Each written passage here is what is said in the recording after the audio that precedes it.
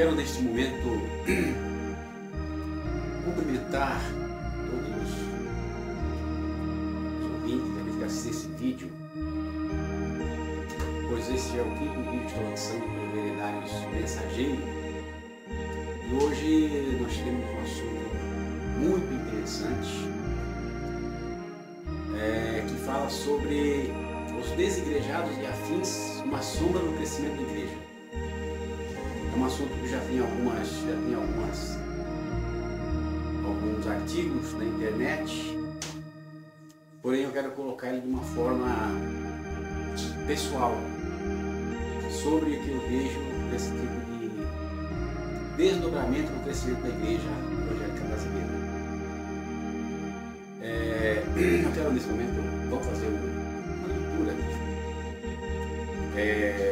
Vamos ler no livro de Jeremias,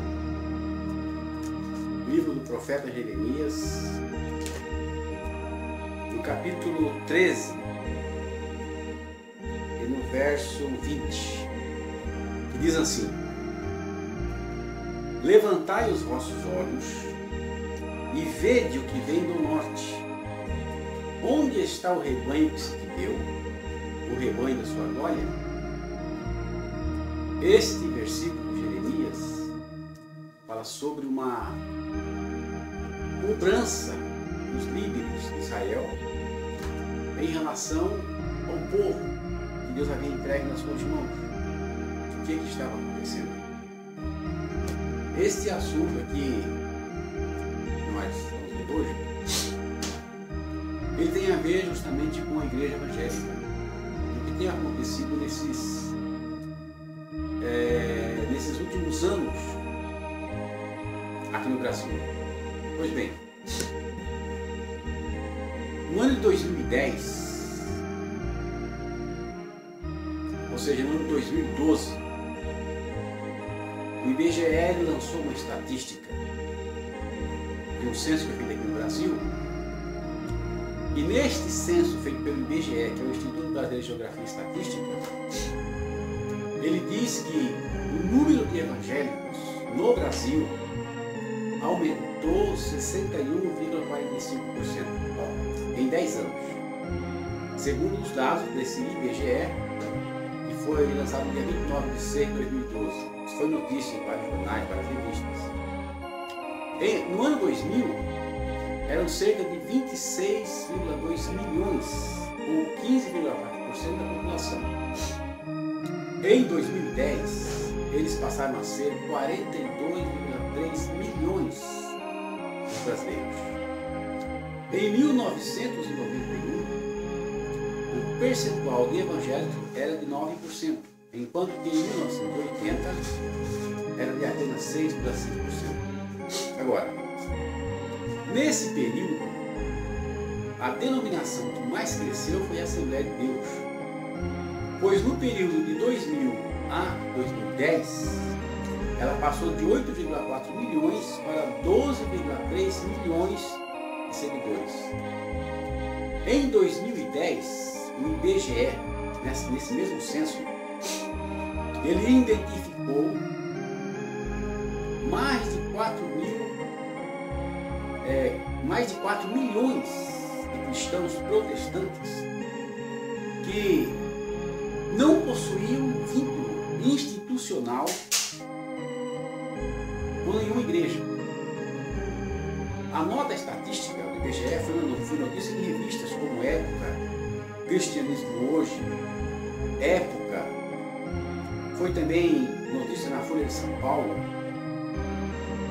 Então foi descoberto um novo tipo de crente no cenário protestante brasileiro, que foi chamado de desigrejado. Isso em 2010. Né? Ora, em 2010, o mesmo IBGE disse que o número de crentes evangélicos no Brasil, que era de 42,3 milhões de brasileiros, então os desigrejados seriam em torno de 9,46%. Agora, não foram computados os desviados e os que se filiaram a outras religiões, os que se tornaram ateus e os que se tornaram agnósticos. Isso não foi colocado no censo. Considerando uma estimativa bem conservadora sobre isso, nós podemos admitir mais 4 milhões, o que daria no total de 8 milhões de pessoas, mais ou menos 18,9%, o que é uma quantidade bem expressiva e que demonstra que alguma coisa muito grave está acontecendo no meio dos evangélicos. E embora os líderes não demonstrem muita preocupação quanto a isso, e até uma alienação que pode ser por ignorância, porque não conhece os fatos, ou mesmo por indiferença, não se preocupa com isso de jeito nenhum. O fato que já é uma terrível constatação do IBGE. Se nós considerarmos que o Maracanã, que é o maior estádio brasileiro, que tem 76 mil lugares, e se nós dividirmos essa quantidade de pessoas que estão fora das igrejas pela quantidade de pessoas no Maracanã, isso em 2010 nós teríamos em torno de 105 Maracanãs de evangélicos brasileiros fora da igreja. Agora, desse montante de pessoas que estão fora das igrejas, nós temos 5 grupos que nós poderíamos analisar grosso modo. Por exemplo, nós vamos ter os desigrejados, nós vamos ter os desviados, nós vamos ter aqueles que foram para outras religiões, nós vamos ter aqueles que se tornaram ateus e aqueles que se tornaram evangélicos. No que se refere aos desigrejados, nós temos 2 subgrupos. Primeiro, os que saem das igrejas porque não querem se submeter a nenhuma regra e a nenhuma autoridade. Não querem ter nenhum compromisso e não querem ser incomodados em sua rotina de vida. Esse é um subgrupo, né? Esse é menor do que o outro. O outro grupo é aqueles que saem das igrejas porque ficaram decepcionados com a instituição, foram feridos por ela, sentiram a sensação de abandono dentro da mesma, ou mesmo algum tipo de preconceito, ouviram ou então viram a hipocrisia ou escândalo no meio dos seus líderes e a consequente falta de interesse dos mesmos para com o rebanho. Não sentiram firmeza nos ensinos e exemplos de vida dentro da denominação, seja no meio da liderança, seja no meio do povo da denominação. Agora, os desviados são aqueles que deixaram a igreja totalmente por diversos motivos. Primeiro, decidiram retornar à sua vida de pecados. B, tiveram uma grande decepção dentro da denominação, seja com outros membros ou mesmo com a liderança.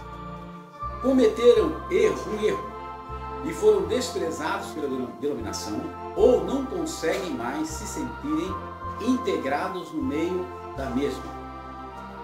Não foram atendidos em um momento de grande necessidade e por isso ficaram revoltados. Foram repreendidos publicamente pela liderança, justa ou mesmo injustamente. Não foram ensinados em todo o conselho de Deus. Agora, nesse próximo grupo nós podemos agrupar os que foram para outras religiões, os que se tornaram ateus e os que se tornaram agnósticos. Estes 3 grupos têm uma gênese semelhante. Por isso nós vamos agrupar em um só montante, né? Geralmente essas pessoas, desses 3 grupos, eles têm uma mente mais inquisitiva. do que os demais grupos, né? E por isso se sentem insatisfeitos com o tipo de ensinamento que é ministrado na maioria das igrejas evangélicas de hoje. Ensinamentos que muitas vezes pecam pela superficialidade e não conseguem preencher as suas dúvidas espirituais e existenciais. E então essas pessoas começam, por causa dessas dúvidas, a procurar respostas em outros lugares. E quando eles supõem que acharam as respostas em alguma filosofia ou religião, migram imediatamente para lá. Outros sim, quando estas pessoas não acham nenhuma resposta nesses lugares e nem na igreja, se desiludem totalmente com tudo que é sagrado e tornam-se ateus. Por outro lado, quando chegam à conclusão de que a falta de resposta se deve à incapacidade humana de entender e explicar tudo que é relativo ao mundo espiritual, por ser isto inatingível, aí então tornam-se agnósticos. Então, além desse fato, se nessa caminhada eles virem falhas e erros no meio da igreja, e principalmente na liderança, isto funciona como um gatilho para empurrá-los para fora da igreja definitivamente, tornando-se então ateus práticos, né? Agora, por que isso acontece? Por que estas pessoas, né, têm esse tipo de escolha? Bom, as causas são variadas. Existem algumas que são recorrentes e principais, e outras que são secundárias.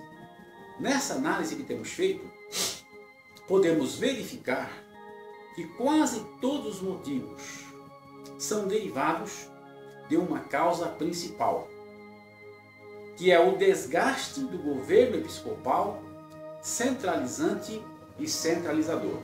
Bom, é lógico que agora muita gente vai falar que eu estou querendo avançar demais, estou querendo agora propor soluções que são inatingíveis, porque nós vamos cair num problema aqui de governança da igreja. E provavelmente muitas pessoas vão achar isso também um pouco estranho. Mas se nós analisarmos friamente, racionalmente, o que está acontecendo, né, nós vamos chegar a essa conclusão. Primeiro, as pessoas, olhando de uma forma geral as causas, então nós temos, primeiro, pessoas que não querem se submeter a nenhuma regra ou compromisso que de alguma forma tolha a sua rotina de vida. É um motivo egoístico na realidade, né? Esse faz parte de um grupo dentro dos desigrejados, que é um grupo menor. Na verdade, essas pessoas são menos. A maior parte das pessoas chamadas desigrejadas está no segundo grupo. São pessoas que se decepcionaram com a instituição em algum momento das suas vidas. Os motivos para isso, já falamos, mas vamos repetir agora. Primeiro, foram feridos por ela, foram abandonados por ela num momento difícil, viram hipocrisia e escândalo na liderança, perceberam o desinteresse dos líderes pelo rebanho, a supervalorização da hierarquia e da organização, denominação entre aspas, em detrimento do indivíduo dentro da igreja local. O ensino deficiente e superficial das doutrinas bíblicas, que não tem respostas para as dúvidas espirituais e existenciais das pessoas. Maus exemplos de vida, tanto dos membros como da liderança. Estas causas são as causas que empurram essas pessoas para essa situação. Agora, já foram feitas algumas análises, algumas pesquisas nesta área, ou seja, a procura dos motivos por que isso acontece. Existem alguns sites, por exemplo, que já foi feito, alguns irmãos que têm muito mais capacidade técnica e muito mais conhecimento, que já fizeram umas pesquisas nessa área e chegaram a essas mesmas conclusões. Agora, o resultado é que a maior parte dos desigrejados e desviados são pessoas que se decepcionaram com a instituição em determinado momento. Então, a conclusão que essas pessoas que fizeram esse tipo de análise de um porquê isso veio acontecer, eles chegaram à conclusão de que a causa principal é a decepção das pessoas com a instituição em um determinado momento das suas vidas, né? Hoje, quer dizer, e esses motivos, na realidade, está ligado com o sistema de governo da igreja que nós temos hoje, notadamente as igrejas pentecostais e neopentecostais. Embora isso aconteça em todos os tipos de igreja. Hoje, as maiores igrejas de governo episcopal são as pentecostais e as neopentecostais.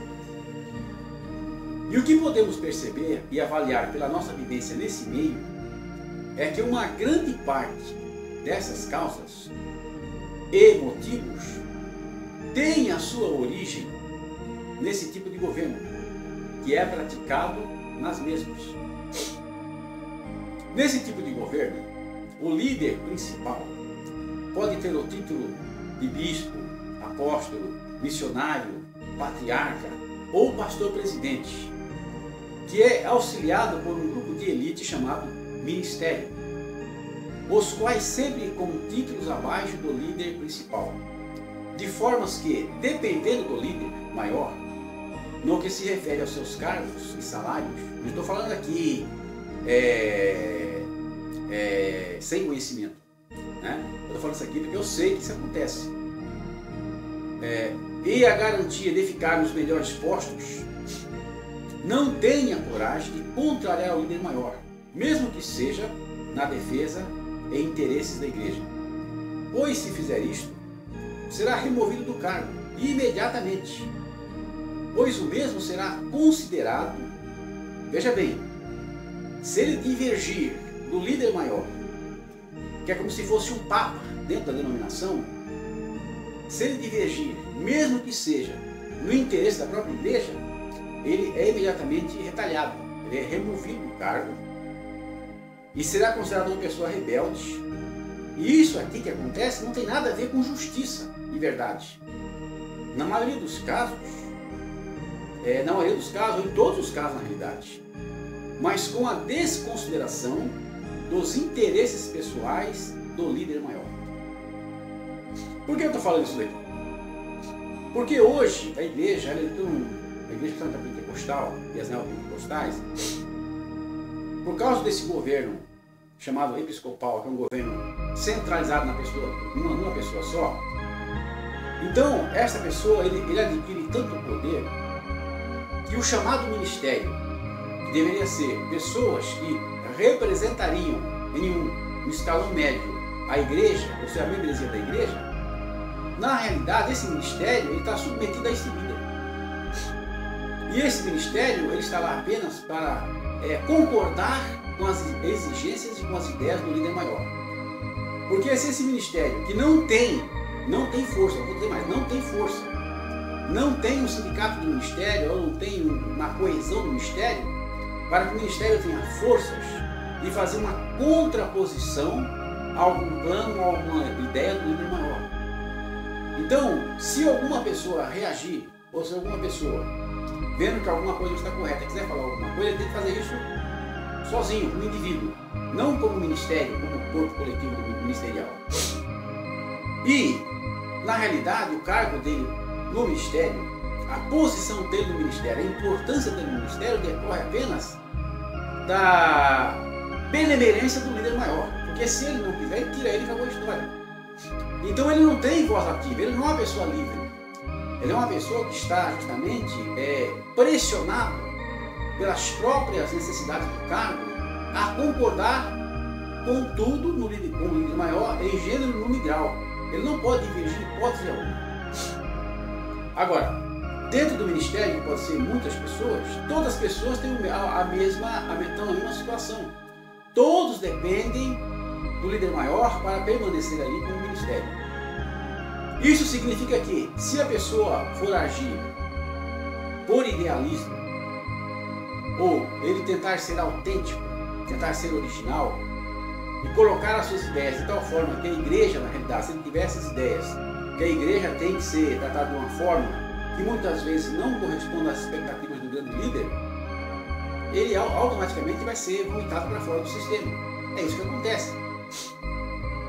Agora, então, quando nós olhamos para esse tipo de governo que não tem um controle nem outro poder, nós vemos que esse governo, na verdade, se tornou o governo de um homem só. Então, o líder lá em cima, do topo da pirâmide do comando, é ele que manda em tudo, na realidade. O ministério é apenas para concordar com ele, essa é a verdade. Ninguém tem voz ativa para nada. Então, todo mundo, a preocupação de todo mundo na realidade desse sistema é manter os seus cargos. Essa é a grande verdade. Então, não são homens livres. São homens que são reféns dessa situação, são reféns dos seus próprios cargos, são reféns das suas posições, são reféns dos seus salários, não têm capacidade nenhuma de divergir, nem de governar, nem de dar opiniões e nem de contribuir para a melhora qualitativa da igreja. Essa é a grande realidade desse sistema governamental chamado episcopal. Então, é desse tipo de problema que decorrem todos os demais problemas. Esta é a verdadeira causa disso. Pois a aparência de humildade e simpatia desses líderes é só para inglês ver. Pois se os mesmos se sentirem ameaçados nos seus interesses pessoais, tornam-se agressivos e retalhadores, sem misericórdia. Porém, com isso, eu não quero dizer, não quero julgar, que todos são assim. Pois eu sei que nesses meios tem homens de Deus, de verdade, que sofrem com isso, ao ver esse tipo de situação. E assim como Ló quando estava em Sodoma, como está, por exemplo, em 2 Pedro 2, 7 e 9. Está escrito assim: Ele livrou o justo Ló, enfadado, da vida dissoluta dos homens abomináveis, porque este justo, habitando entre eles, afligia todos os dias a sua alma justa, vendo e ouvindo sobre as suas obras injustas. Assim sabe o Senhor livrar da tentação os piedosos e reservar aos injustos para o dia do juízo, para serem castigados. Isso está escrito na segunda carta de Pedro, capítulo 2, versos de 7 a 9. Mas estes homens de Deus, que têm a consciência do que está acontecendo, eles são poucos desse meio. E não tem expressividade política nesses lugares. Por isso não pode fazer nada. Agora, a realidade é que uma grande parte são lobos de pele de ovelha, com um potencial de ferocidade sem igual na defesa dos seus interesses pessoais. Isso aí eu sei, porque eu sei o que significa reuniões de obreiro, eu sei o que acontece na convenção, eu sei as confusões, as brigas, as confusões, as pressões políticas, muitas vezes as artimanhas políticas que se usam nesses lugares para se manter o poder e para se manter no poder. Como é que eles fazem? Eu sei tudo isso aí. Agora, então, nesse tipo de defesa dos interesses pessoais, não se leva em consideração a importância do reino de Deus, nem aquilo que é melhor para o rebanho de Deus aqui na terra. O que se leva importância aos interesses pessoais de cada um. Por quê? Porque a igreja conquistou um poder financeiro muito grande, um poder político, e todo mundo quer ficar nesse lugar, porque é muito bom. E além disso aí, agora também apareceu com o crescimento da igreja, com a sua importância no meio da sociedade, com o desenvolvimento do seu poder financeiro, do seu poder político, apareceu agora o nepotismo no meio dos evangélicos, principalmente os pentecostais. E esse nepotismo ele está estendendo seus tentáculos em quase todas as grandes denominações, em que verdadeiros clãs familiares se apossaram de todos os pontos estratégicos da igreja, não permitindo que qualquer pessoa que não seja da família chegue a um cargo importante ou de expressividade política. Essa é a realidade. Se nós pegarmos hoje as denominações hoje, essas pentecostais grandes, as neopentecostais, nós vamos ver que lá no topo da pirâmide está uma família. Em cada estado, em cada região, é uma família que está lá. E essa família já se tornou vitalícia no poder. Ninguém mais entra ali. Isso eu tenho acompanhado há muito tempo já e tenho visto tem acontecido. Aí os filhos, os pais vão preparando os filhos para ficar no seu lugar, assim como na política do secular. Os pais preparam os filhos para assumir os seus lugares, os filhos preparam os netos e assim por diante. Quando não colocam genro, não colocam filha, não colocam nora, não colocam irmãos, irmãs, cunhados, em todo o sistema administrativo da igreja e até mesmo no sistema espiritual, sendo que muitas dessas pessoas nem vocação têm para as coisas de Deus. E muitas vezes vetam a entrada de pessoas que não sejam daquela família para prejuízo da igreja e do reino de Deus. Esse tipo de coisa hoje está acontecendo. Agora, não estou falando uma coisa que as pessoas desconheçam. Todo mundo aqui, a boca pequena, sabe disso. Todos os grandes ministérios se apossaram na igreja, grandes famílias. E hoje ninguém mais entra ali. Agora o que acontece? Estas famílias se tornaram vitalícias no poder, né? Se a gente quiser analisar as montanhas, é só pegar os organogramas dessas denominações e ver o que está acontecendo ali. É só pegar as posições-chave dessa igreja, em todo o sistema administrativo das igrejas, nós vamos ver que ali está, todos os planejamentos são parte daquela família, daquele determinado líder que ali está no topo da pirâmide. Esta é a grande realidade. Agora, e esse tipo de coisa já está se tornando uma dinastia dentro das igrejas evangélicas, né? E o prejuízo, isso traz um prejuízo terrível para todas as igrejas. Eu tenho visto divisões na igreja, tenho visto coisas tremendas na igreja, por causa desse tipo de coisa que acontece. Porque pessoas que se apegarem ao poder não querem mais largar, assim como uma coisa lá da política secular. A pessoa chega no poder e não quer largar mais, porque é muito bom, né? Porque a pessoa chega lá, tem toda a administração política da igreja nas suas mãos, pode pôr família, pode pôr filho, todo mundo empregado nas posições chaves com altos salários. Eu acho que todo mundo gosta disso. Quem é que não quer isso daí? Todo mundo quer. É por isso que nós vemos nas convenções a briga que tem para conseguir chegar lá nos cargos políticos maiores. A semelhança da política da terra. É tudo igualzinho, não tem nenhuma diferença. É por isso que nós vemos todo mundo desesperado para ficar lá, ninguém quer sair. Quem entra lá não quer sair mais. E quem está fora quer entrar de qualquer jeito. Por quê? Porque o que eles estão querendo na realidade é as benesses desses cargos. Não é servir o reino de Deus que nós falamos. Lógico que nesse meio, tem pessoas nesse meio que são sinceros, que são honestos. Mas esses são honestos e sinceros, eles têm ética de vida. E eles não têm capacidade de competir com pessoas desse tipo de natureza, que é a natureza carnal, a natureza do mundo, que usa de engano, de simulação e de mentira para chegar nesses postos e para se manter nesses postos, né? Agora, não estou querendo dizer que se algum familiar de um líder maior que tenha vocação para o ministério, vocação para uma posição administrativa, não possa ser aproveitado quanto a isso. Agora, o problema que tem que acontecer é que esse tem que passar pelos mesmos critérios avaliativos de qualquer pessoa que queira chegar lá em cima. Não uma pessoa ser colocado lá, a revelia da igreja de qualquer maneira, só porque o pai, ou a mãe, ou os parentes, ou os tios têm ascendência dentro do poder da igreja. Essa que é a realidade. Quer dizer, agora, se chegou a um ponto desse, como é que seria a solução para esse problema? A solução para isso é muito difícil, praticamente já está cristalizado essa situação, e isso vai até o fim agora. Não há mal o que fazer. A única forma que eu vejo é a mudança de governo episcopal e centralizador para um governo congregacional misto. Entendeu? É a única forma que tem. Para que o poder não se concentre demasiadamente na mão de uma pessoa só. E com essa concentração de poder, traga a corrupção que decorre de uma concentração de poder na mão de um homem pecador. Então o que acontece? A igreja teria que ser, o governo da igreja teria que ser um governo tipo congregacional misto. Este governo ele teria que ser dividido em 3 esferas de poder. Sendo que 30% desse poder tem que estar com uma convenção dessa denominação, 30% estaria com o ministério, e quando eu falo ministério aqui, eu falo o ministério da igreja local, que é constituído por diáconos, presbíteros, evangelistas, pastores auxiliares e tudo mais. Não fala desse ministério que é um ministério que vem e ninguém sabe de onde e se diz representante da igreja. Na realidade não é representante da igreja coisa nenhuma, porque tomam decisões em convenções à revelia da própria igreja. Porque o ministério, Deus deu o ministério para servir a igreja. O próprio Cristo falou, eu vim para servir, não para ser servido. Agora, o ministério hoje é como se fosse dono da igreja. Eles tomam decisões e nós representamos a igreja. Nós somos representantes da igreja. Na realidade, a igreja, muitas vezes, não sabe nem o que está acontecendo.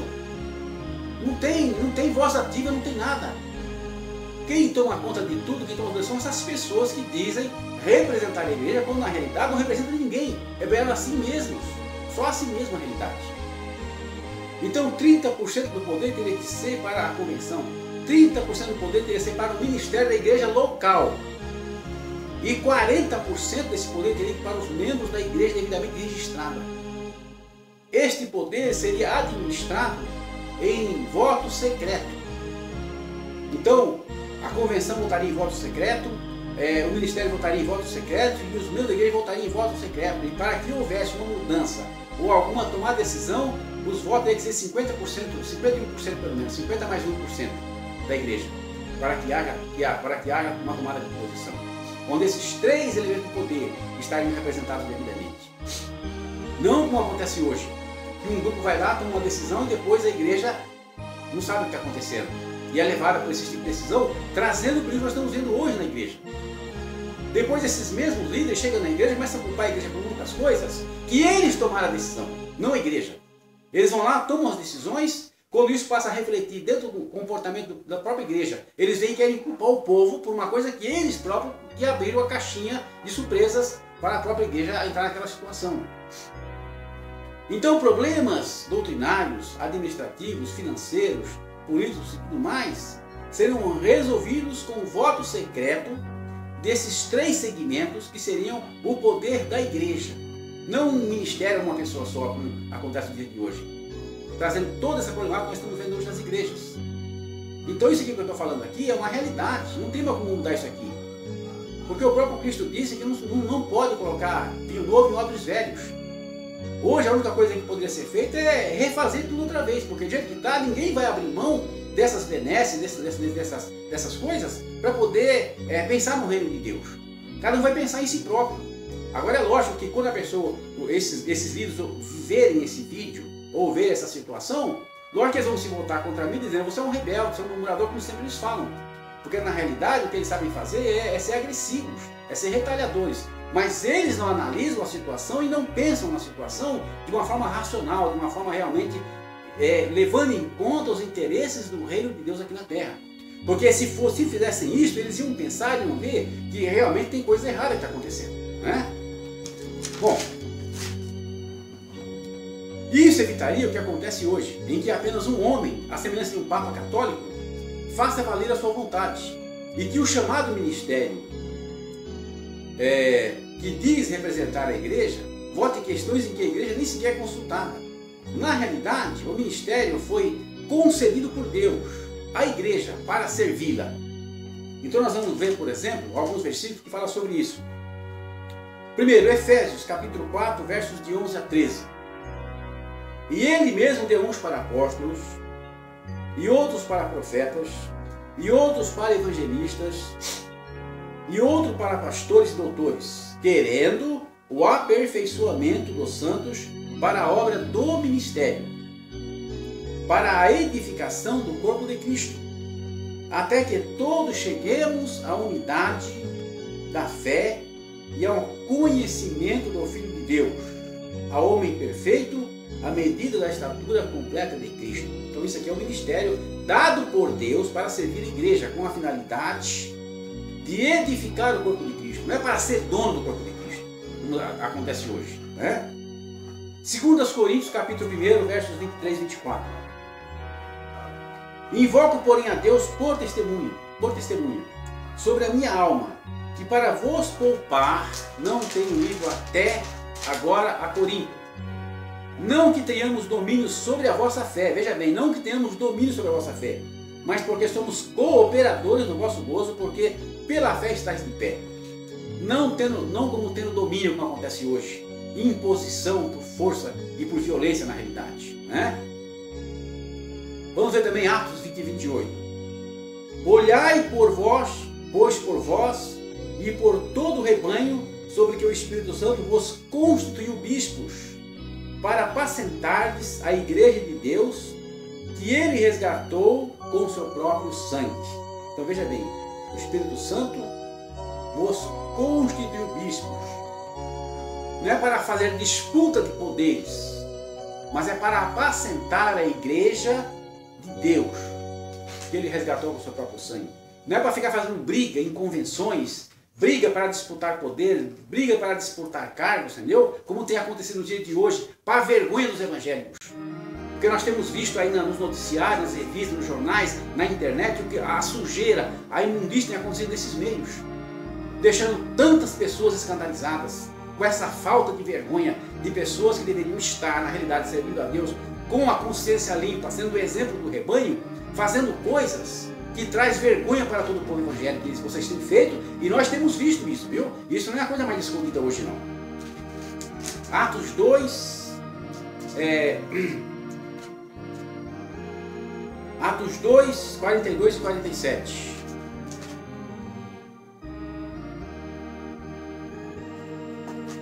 Na realidade, 1 Pedro 5, 2 e 3. Diz assim: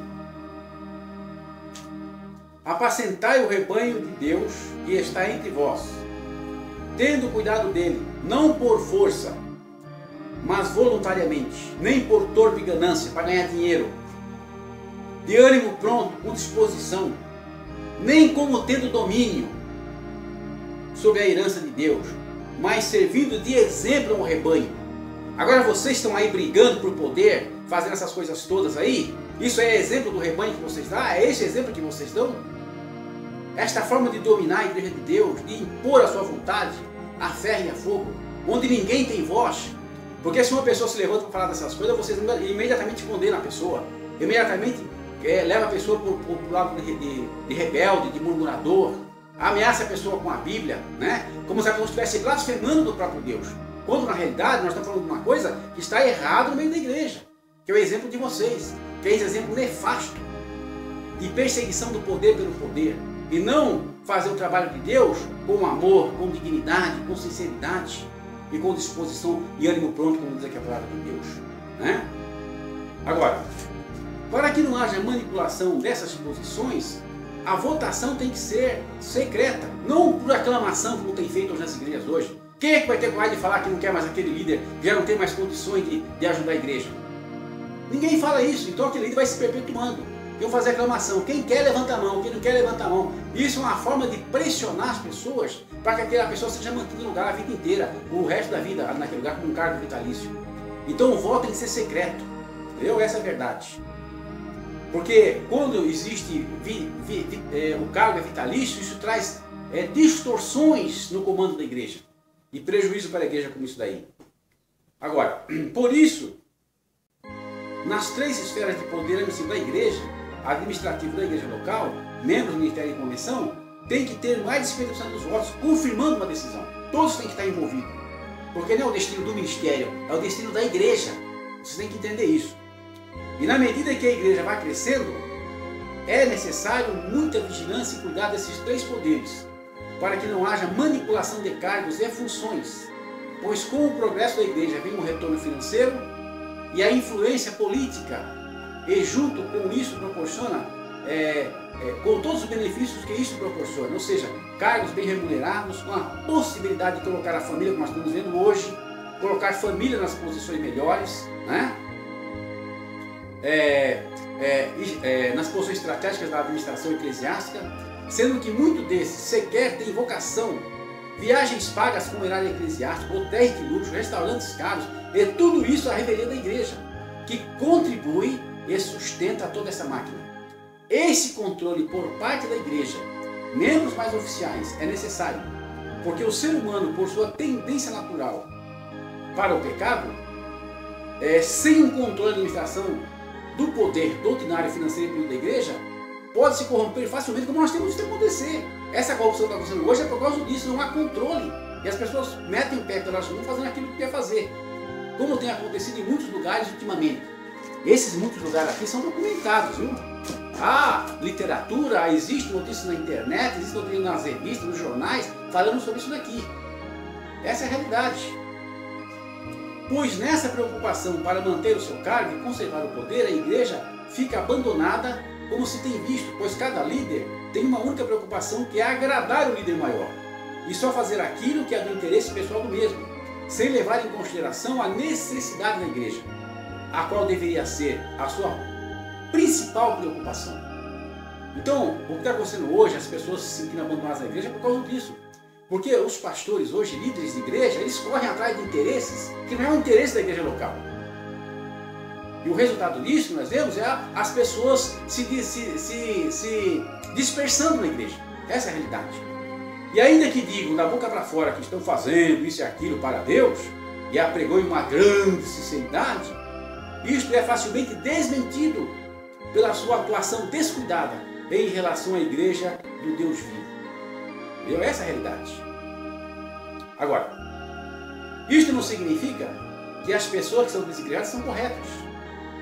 Porque as pessoas hoje se reúnem nas suas próprias casas porque não querem mais ter vínculo participativo com nenhuma denominação, porque ficaram escandalizadas.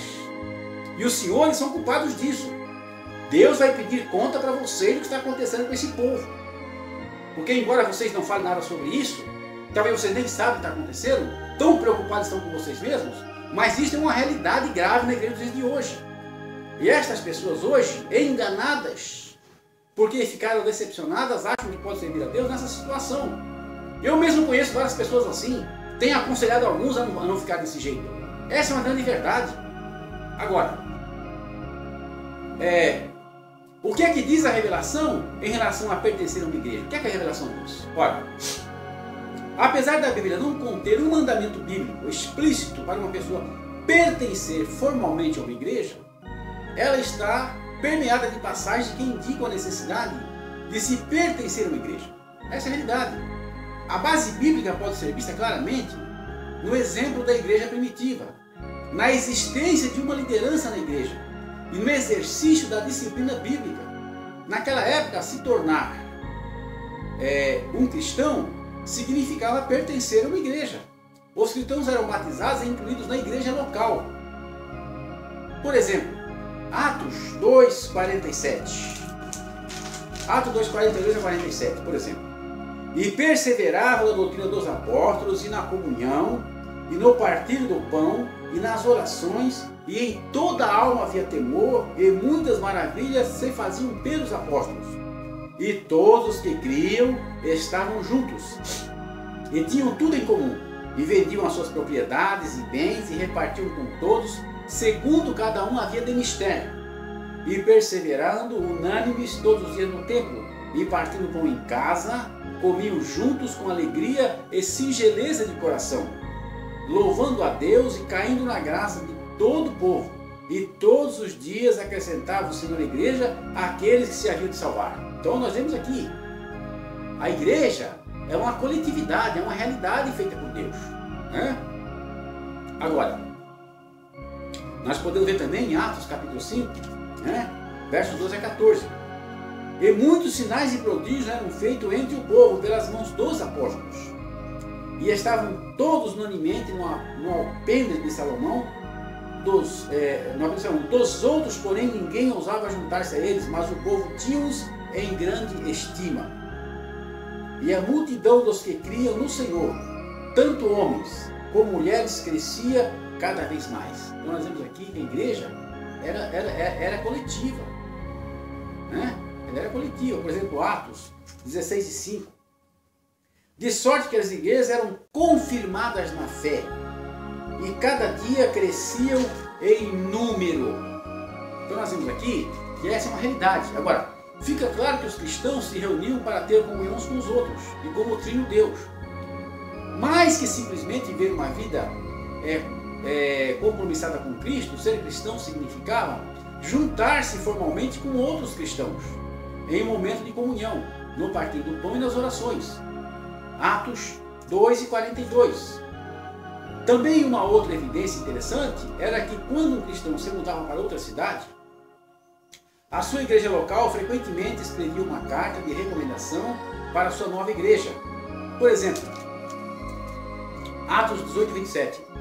Querendo ele passar a Acaia, o animaram os irmãos e escreveram aos discípulos que o recebessem, o qual tendo chegado, aproveitou muito aos que pela graça criam. Então a pessoa se mudava, a igreja dava uma carta, né? Por exemplo, Romanos 16, 1 e 2. Recomendando-vos, pois, a Febe, nossa irmã, a qual serve na igreja que está na Cencreia, para que a recebais no Senhor como convém aos santos, e a ajudeis em qualquer coisa que de vós necessitar, porque ela tem hospedado a muitos, como também a mim mesmo. Então nós vemos aqui que eles continuam fazendo isso. Por exemplo, Colossenses 4 e 10. Aristarco, que está preso comigo, vos saúda, e Marcos, o sobrinho de Barnabé, acerca do qual já recebestes mandamento, se ele for ter convosco, recebei. Colossenses 4 e 10. Então nós vemos aqui que as pessoas se comunicavam, né? Agora o que acontece? Hoje, uma pessoa sai de uma igreja para ir para outra, os pastores não querem mais dar carta. Muitos nem dão carta, e fazem questão de dizer que não dão, outros dão a carta resmungando, como se ele fosse dono da pessoa. Se a pessoa, o cristão, ele é livre. Se ele está nessa igreja e não quer mais ficar aqui, a obrigação do pastor é dar a carta para ele ir para o lugar que ele queira ir. Porque ele é uma pessoa livre, ele foi liberto por Cristo. Você não é dono da pessoa. A denominação não é dono da pessoa. A igreja local não é dono da pessoa. Só que vocês não entendem isso, né? Alguém disse que a Arca de Noé é uma figura perfeita para a igreja. Pois a Arca era um lugar de diversidade. Lá havia animais de temperamento totalmente diferentes, e todos eles produziam resíduos, e o mau cheiro talvez fosse insuportável. Além do barulho, que era terrível, a trabalheira que era necessária para cuidar dos mesmos, tornava o lugar muito difícil de suportar. Talvez a vontade de Noé e sua família era pular fora da arca. Essa é a realidade. Porém, apesar dessas dificuldades, dentro da arca era o único lugar que havia vida, pois fora da mesma era só morte e destruição. A igreja também é um lugar de diversidade. Ninguém é igual ao outro. E isto gera tensões na convivência diária. As pessoas não são perfeitas, mas estão no caminho da perfeição. E os problemas causados por conta disso trazem dificuldades enormes. E muitas pessoas preferem pular para fora da igreja do que enfrentá-los. Porém, como a arca, apesar de tudo isso, a igreja é o lugar onde Deus manifesta a vida, através da palavra e do Espírito Santo. Pois fora da igreja, no mundo, a morte reina, sem exceções. Então, se você está pensando em sair fora da igreja, para ficar sozinho e fazendo seu culto sozinho, você tem que pensar que a igreja é como uma arca. Se você sai fora da igreja, lá fora só tem morte. Agora aqui dentro da igreja tem mau cheiro, sim. Porque os homens que estão aqui não são perfeitos. Eles têm um processo de perfeição, de aperfeiçoamento. Agora, se você vai se deixar levar por essas imperfeições para ir para fora, é por isso que o mundo jaz no maligno. Lá fora só tem morte, só tem possessão demoníaca. Então aqui fala que a morte reina sem exceção nesses lugares. Além disso, a Bíblia diz em 1 Coríntios 14, 26: Que fareis, pois, irmãos? Quando vos ajuntais, cada um de vós tem salmo, tem doutrina, tem revelação, tem língua, tem interpretação. Faça-se tudo para edificação. Isto significa que quando os irmãos, a igreja entre aspas, se reúnem, cada um tem um talento de Deus para edificação recíproca. Isso quer dizer que uma pessoa sozinha não consegue ser edificada por outros e não edifica ninguém. Pois na economia divina, Deus não deu essa capacidade para ninguém, que é a autossuficiência espiritual. Todos nós dependemos uns dos outros. As pessoas são dependentes umas das outras, pois são incompletas em si mesmas. Pois os dons e talentos foram dados coletivamente à igreja, onde o talento de um supre a deficiência do outro, e os dons do outro supre as necessidades do um. De forma que os dons e talentos de uns e outros vão se edificando reciprocamente até o dia de Cristo, quando todos se acharão como varões perfeitos em Jesus. Por isso, no corpo de Cristo, que é a igreja, não há lugar para a carreira solo. Essa é a grande verdade. Então, meus amigos, todos vocês que dirigem igrejas, membros de igreja, vocês têm que entender que a igreja é o corpo de Cristo. Vocês têm que entender que enquanto nesta caminhada, nessa peregrinação, ainda não somos possuidores da perfeição, estamos em processo de aperfeiçoamento. E nesse processo, muitas imperfeições, elas geram tensões, elas geram problemas. O mau cheiro desses problemas, muitas vezes ele permeia toda a igreja. E às vezes você dentro da igreja, parece que a igreja é um lugar até insuportável de ficar lá dentro. Mas Deus precisa de você e do seu talento justamente para ajudar nesse processo de aperfeiçoamento daquele seu irmão que é mais fraco que você. Porque muitas vezes eu posso ser perfeito em alguma coisa, mas o meu irmão não é perfeito. Então, os meus talentos ajudarão esse meu irmão a se aperfeiçoar. Eu posso ter uma perfeição em algum determinado aspecto da minha vida, mas falta em outros aspectos. E os talentos daqueles meus irmãos que estão lá vão ajudar a me aperfeiçoar. Agora, se eu sair fora da igreja, nem eu posso ajudar eles, nem eles podem me ajudar. Então, qual a conclusão que nós chegamos? Que a igreja de Cristo é uma necessidade espiritual da nova criatura. Não é uma coisa que as pessoas podem dispor ao seu bel prazer, do jeito que ele quer. Agora, a igreja local é a expressão da igreja espiritual de Cristo, do corpo de Cristo. Ainda que a igreja local nem sempre 100% é a igreja de Cristo. Porque ali dentro tem muitas pessoas que não fazem parte da igreja. Nesse processo de aperfeiçoamento, muitas pessoas nunca vão ser aperfeiçoadas, porque nunca se converteram, nunca entregaram a sua vida a Cristo na realidade. Então, dentro da igreja, existem todos esses problemas. Agora, é necessário, é uma necessidade premente de que a liderança da igreja tome consciência, leve isso com seriedade, porque a Bíblia diz que vocês vão dar conta de cada pessoa que vocês perderem nesta caminhada. Vocês não pensem que vocês estão como se estivessem no governo secular, que vocês não têm a quem prestar contas, que vocês podem chegar e fazer as coisas de qualquer jeito. Aqui não. Aqui vocês vão ter que prestar conta ao dono da igreja, que é o Senhor Jesus Cristo. Todos devem comparecer ao seu tribunal para prestarmos conta do que terem feito bem ou mal através do corpo. E vocês não são exceção. Todos vão estar lá para prestar conta daquilo que fizeram. Por isso, meu amado irmão, se você está tomando conta da igreja de Deus, tome cuidado daquilo que você está fazendo. Tome cuidado, porque você vai ter de responder para o dono da igreja, que é o Senhor Jesus Cristo. Então, eu não posso julgar você. Muitas vezes você pergunta, mas você está me julgando, você está nos julgando, quem é você para julgar? Eu não julgo ninguém. Eu estou falando para vocês aquilo que está na palavra de Deus, o que está acontecendo hoje. Porque nós estamos na igreja, estamos vendo o que está acontecendo. Nós estamos vendo os frutos desse tipo de administração caolha e errada sendo feita. Nós estamos vendo os frutos, as pessoas estão se dispersando, as pessoas estão se desviando, estão indo ateu, agnósticos, estão ficando revoltadas na igreja. E, consequentemente, perdendo a sua salvação e perdendo a sua semelhança com o próprio Cristo. E muitas vezes por problemas que são criados por essas administrações erradas. Porque não cuidam das pessoas como devem cuidar. Porque cuidar de pessoas não é ficar construindo templos enormes, gigantescos e bonitos para a glória do homem nessa terra. Mas cuidar das pessoas é construir o templo do Espírito, que é as próprias pessoas que fazem parte da igreja. Então vocês estão fazendo coisas erradas. Vocês estão construindo templos de pedra, mas não estão construindo templos de carne para a habitação do Espírito Santo. E vocês precisam construir templos de carne, templos para o Espírito Santo. E isso tem que fazer. Não é construir templos de pedra que vocês estão fazendo, que vai ficar tudo aí para o anticristo.